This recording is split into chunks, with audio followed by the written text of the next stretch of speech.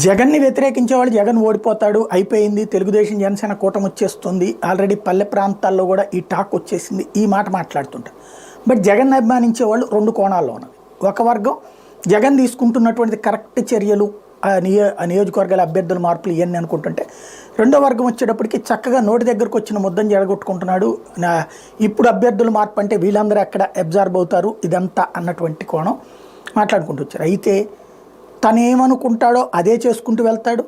దానివల్ల ఒక నేదురుమల్లి గారు అబ్బాయి, ఒక మర్రి చెన్నారెడ్డి గారు అబ్బాయి, ఒక కోట్ల విజయభాస్కర్ రెడ్డి గారు అబ్బాయి లాగా మాజీ ముఖ్యమంత్రుల కొడుకుల్లాగా మిగిలిపోకుండా ఒక పార్టీ అధ్యక్షుడిగా చిరంజీవి లాంటి వాడికి, పవన్ కళ్యాణ్ లాంటి సినీ గ్లామర్ ఉన్నటువంటి వాళ్ళకు కూడా సాధ్యం కానటువంటి పార్టీని నడిపించడం, సొంతగా ఏకంగా ప్రతిపక్ష నాయకుడు కావడం, రెండోసారి ఏకంగా ముఖ్యమంత్రి కావడం ద్వారా సాధించేశారు.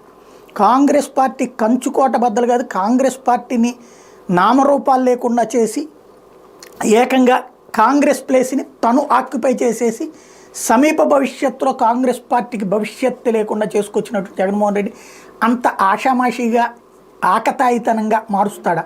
ఖచ్చితంగా సంథింగ్ ఏదో స్ట్రాటజీ ఉంది అని నమ్మేవాళ్ళు ఉన్నారు.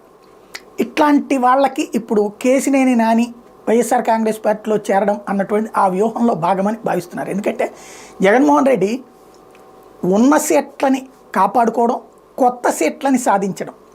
ఇప్పుడు భారతీయ జనతా పార్టీ కనుక 160 సీట్ల వరకు గతంలో ఎప్పుడూ గెలవనటువంటి వాటిని లెక్కగట్టి వాటిట్లలో ఎట్లయితే కాన్సన్ట్రేట్ చేస్తుందో, ఇక్కడ వైఎస్ఆర్ కాంగ్రెస్ పార్టీ గెలవని సీట్లని కాన్సన్ట్రేట్ చేసి దాని మీద ప్రత్యేక శ్రద్ధ పెడుతున్నారు. అందులో విజయవాడ, గుంటూరు, అట్లాగే శ్రీకాకుళం, ఈ 3 నియోజకవర్గాలు 2014 కానీ 19 కానీ అక్కడ రామ్మోహన్ నాయుడు, ఇక్కడ గల్లాజేదు, మరోవైపున కేసినేని నాని, ఈ 3 చోట్ల కూడా గెలవాలి. సరే గుంటూరులో అంతకుముందు వేరే క్యాండిడేట్ ఉండొచ్చు, వీళ్ళిద్దరూ రెండోసారి గెలిచినటువంటి లేదు, వీళ్ళకే ఒక పక్కగా ఉంది. అట్లాంటి దశలో కేసినేని నాని ఇప్పుడు వైఎస్ఆర్ కాంగ్రెస్ పార్టీలోకి చేరడం అన్నటువంటిది ఒక పెద్ద ఎసెట్ అని చెప్పాలి.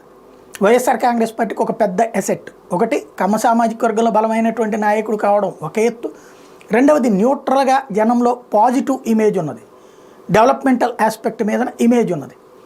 అందులో నాని మొట్టమొదటి నుంచి కూడా జగన్ చేస్తున్న సంక్షేమం జోలికి వెళ్ళొద్దు, మనం సామాజిక సమీకరణాల్లో జగన్ని దెబ్బ కొడదామని మొదటి నుంచి చంద్రబాబుకి చెప్తుంటే చంద్రబాబు అట్లా వినకుండా తను ఈక్వేషన్స్ కరెక్ట్ అన్నటువంటి రూట్లో ఉండటం వల్ల బయటకు వచ్చినాడు.